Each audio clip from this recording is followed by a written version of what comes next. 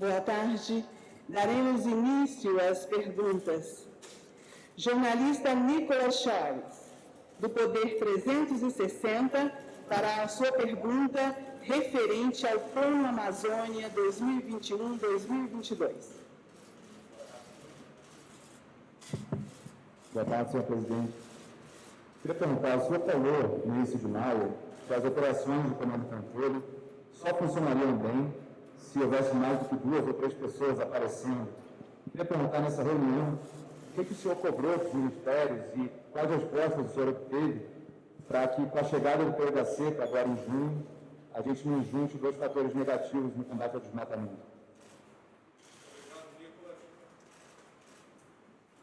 Bem, a primeira coisa que tem que ser colocada, né, é que nós estamos enfrentando ainda a temporada do desmatamento. Nós víamos numa situação boa, né, mas os meses de março e abril, conforme vocês já têm conhecimento, já foi divulgado, os índices pioraram. Assim como agora, nesse mês de maio, também a situação não está boa.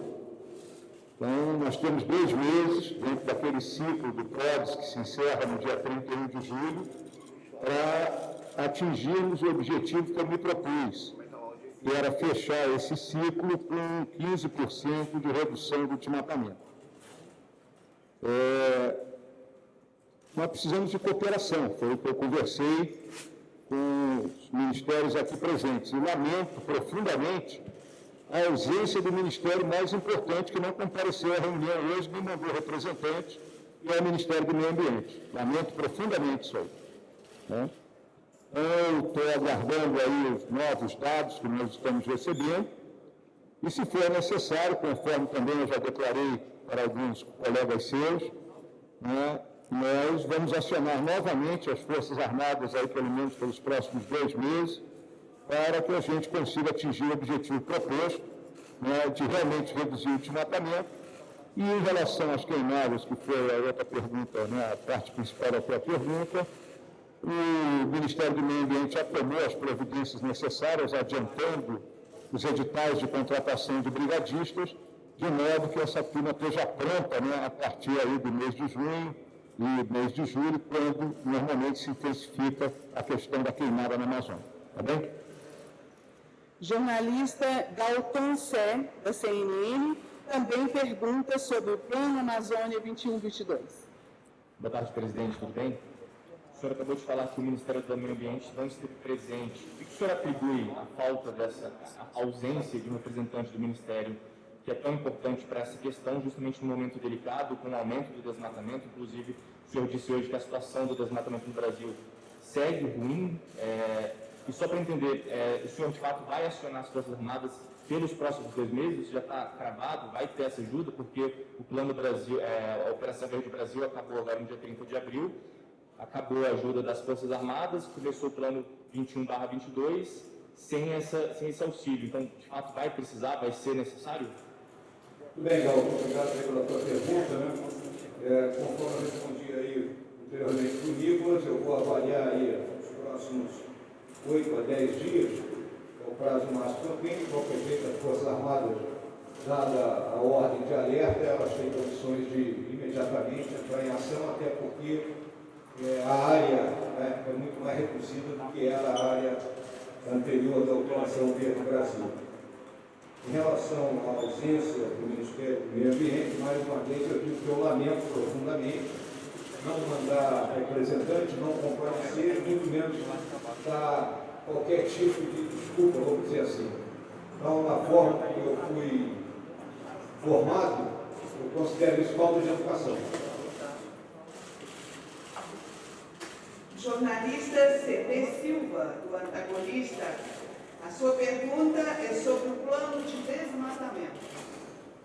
Vice-presidente, o senhor já disse mais de uma vez que o Brasil não deve ser caracterizado como um vilão ambiental. No entanto, às vésperas da cúpula do clima, o senhor assinou um plano publicado às vésperas do clima, o senhor assinou um plano publicado no Diário Oficial, que permite, na prática, ao governo Bolsonaro e Mourão entregar um desmatamento 15% maior do que recebeu do governo Temer. O senhor acha que esse tipo de atitude contribui para o Brasil ser vilão ou herói ambiental? obrigado aí, ECD. Esse plano não foi viabilizado na época da assinatura. A assinatura foi apenas para termo de publicação. Esse plano iniciou a gestação dele a partir do final do ano passado. Não me recordo agora o dia exato de janeiro, mas foi ali nos últimos 10 dias do mês de janeiro.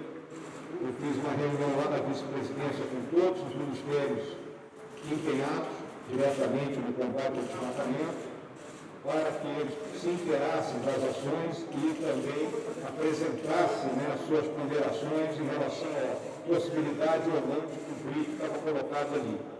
E o prazo era exatamente 3 meses depois, de janeiro até 30 de abril. Eles tinham 3 meses para se preparar, de modo que a partir do momento que as Forças Armadas saíssem, elas pudessem, esses ministérios assumissem a zona de ação onde as Forças Armadas estavam operando. Para deixar claro como foi gestado esse plano. E não, vamos dizer assim, como um ato midiático nas vésperas da cúpula do crime. Em relação ao índice que nós colocamos, eu estou com um índice de 11 mil quilômetros do ano passado. Então, se eu reduzir para 8.700, 8.600, eu dei um passo da direção daquilo que é o objetivo nacionalmente determinado dentro do Acordo de Paris pelo Estado brasileiro, que é chegar a 2030 zerando esse desmatamento ilegal. Isso é um processo. Eu não posso prometer aquilo que eu não posso cumprir. Então, eu sou muito claro nas coisas, muito claro nos desafios que tem pela frente e nos meios que eu disponho para buscar obstaculizar os crimes que estão ocorrendo. Tá bem? Carolina Aguiar, da Rede TV, pergunta sobre desmatamento. Boa tarde, ministro. Eu queria, na verdade, fazer 2 perguntas. A primeira é que, recentemente, a Câmara dos Deputados aprovou um projeto de lei que foi para o Senado, alterando as regras de licenciamento ambiental. Eu queria saber se o Conselho fez algum levantamento do impacto, fazendo parênteses de que esse projeto foi apoiado pelo governo. Eu queria saber se o Conselho fez o levantamento do impacto que esse projeto pode ter na Amazônia. E o senhor citou a ausência do ministro do Meio Ambiente. Recentemente, a gente teve uma operação da Polícia Federal que investiga o ministro por suspeita de envolvimento num esquema de extração ilegal de madeira, Eu queria saber se o senhor, que impacto essa operação tem nos trabalhos do Conselho e como isso mexe na imagem do Brasil no exterior. Obrigada. Muito obrigado, Caroline. Então, questão dessa lei do licenciamento ambiental, a coisa é muito clara. Nós não tínhamos uma lei geral de licenciamento ambiental, porque a partir do momento da nossa lei que regulamentou essa questão, no início dos anos 80, cada município, cada estado partiu para adotar a sua linha de ação. Isso gerou uma burocracia excessiva. Então, essa nova legislação, ela busca reduzir a burocracia, mas não está mexendo naquilo que eu considero o core, o núcleo duro da nossa política ambiental, que é o nosso Código Florestal. Se a lei, por acaso, ela fosse mudar o Código Florestal em relação aos índices permitidos de desmatamento em qualquer propriedade na Amazônia, aí eu consideraria que ela estava totalmente desvirtuada daquilo que são os nossos ideais e os nossos objetivos. Agora, eu lembro que essa lei ela foi aprovada na Câmara, foi para o Senado, vai ser objeto ainda de discussão no Senado, onde o Senado, como representante da Federação, os diferentes estados poderão apresentar as suas ideias, então ainda temos um longo caminho a percorrer. Mas, de acordo com a avaliação da nossa equipe, ela é uma lei visando a desburocratização de determinados empreendimentos, sem mexer naquilo que é, vamos dizer, o principal instrumento, que é o Código Florestal. Em relação à operação da Polícia Federal, eu aguardo a investigação. Por enquanto, é uma investigação, toda investigação ela começa com indícios que podem se comprovar ou não. Então, ninguém pode condenar o ministro a priori enquanto não terminar a investigação, for oferecida a denúncia, ou seja, que siga o devido processo legal. Até lá, qualquer ilação, é isso aí que é, mera ilação. Ricardo Della Coleta, da Folha de São Paulo, O assunto é GLO ambiental. Boa tarde, vice-presidente. Eu queria lhe perguntar quais outros ministros compareceram à reunião, se todos os 16 ministros que fazem parte do Conselho da Amazônia compareceram. E a minha segunda pergunta, uma das preocupações que a gente ouve, tanto com interlocutores no Brasil quanto fora do Brasil, em relação à nossa política ambiental, é quem fala pelo governo, se é o senhor como coordenador do Conselho da Amazônia ou se é o ministro Salles como ministro do Meio Ambiente. Eu queria lhe perguntar que mensagem o senhor acha que a ausência do ministro Salles passa para esses interlocutores que muitas vezes não sabem a quem recorrer quando querem, por exemplo, discutir a política ambiental do Brasil. Obrigado. Muito bem, Ricardo. Obrigado pela pergunta. Todos os ministérios compareceram, alguns com seus, agora não tenho de cabeça os ministros efetivos que estiveram presentes, mas aqueles que não estiveram presentes mandaram seus representantes, seus secretários executivos. Então, isso, para mim, é uma situação normal, correta, uma vez que eles têm conhecimento de tudo que está sendo tratado. Em relação a quem fala pelo governo brasileiro na política ambiental, vamos lembrar que a Amazônia é apenas um item da política ambiental. A política ambiental ela abrange todos os outros biomas do Brasil. Lembrando que nós temos ainda o Cerrado, a Caatinga, o Pampa, a Pantanal, Mata Atlântica. Então, a responsabilidade do Ministério do Meio Ambiente abrange tudo isso aí. No meu caso, é única e exclusivamente uma situação de coordenar e integrar as políticas públicas voltadas para a Amazônia, onde a proteção ou a preservação do meio ambiente, vamos colocar assim, é uma vertente. Existem outras vertentes, que são a própria questão da proteção da Amazônia Legal como um todo, aí entra a questão de defesa externa e outras tarefas, além, obviamente, daquela que eu considero uma tarefa extremamente desafiadora, que é promover o desenvolvimento sustentável da Amazônia, sem que a gente, vamos dizer assim, torne o meio ambiente na Amazônia devastado. Mantenhamos a Amazônia como ela é e se permita que as pessoas que lá vivem tenham a sua renda, tenham o seu trabalho e consigam criar suas famílias. Tá bem? Seguimos com Daniel Guilino, do O Globo, também pergunta sobre GLO Amazônia. Boa tarde, vice-presidente. O senhor comentou que a gente teve nos últimos meses um aumento no desmatamento e os índices de maio também estão ruins.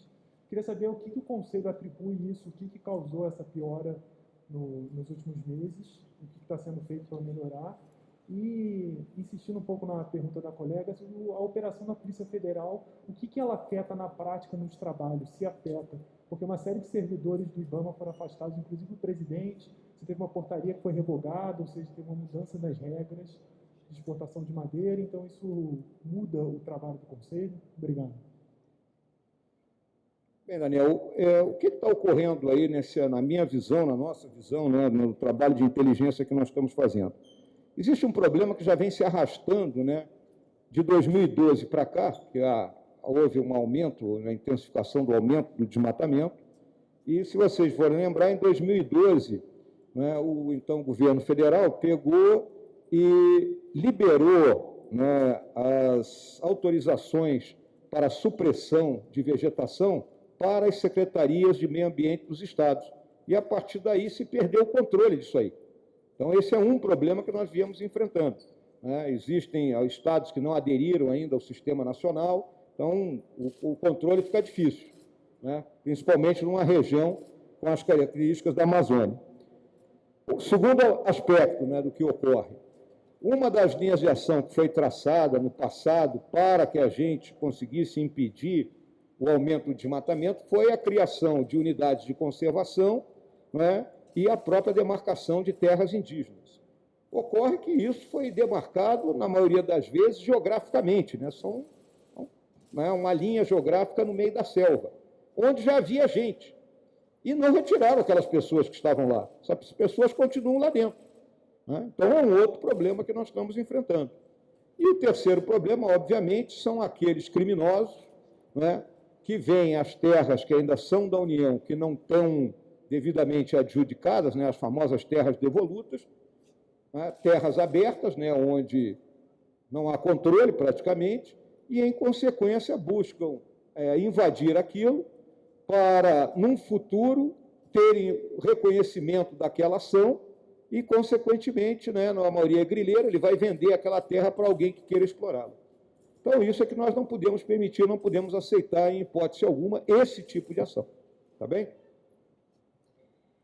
Seguimos com Paola Cuenca, do Canal Rural, e ela pergunta sobre regularização fundiária. Boa tarde, vice-presidente. O senhor já havia anunciado em outras ocasiões que o plano em 2021 era fazer a regularização, a titularização de pelo menos 300 mil propriedades na região da Amazônia Legal. Eu queria saber como anda essa situação da regularização, porque a ministra da Agricultura, Tereza Cristina, tinha dito que havia um plano de fazer um mutirão em pelo menos 3 estados, primeiro da Amazônia Legal. Eu queria saber como isso avançou.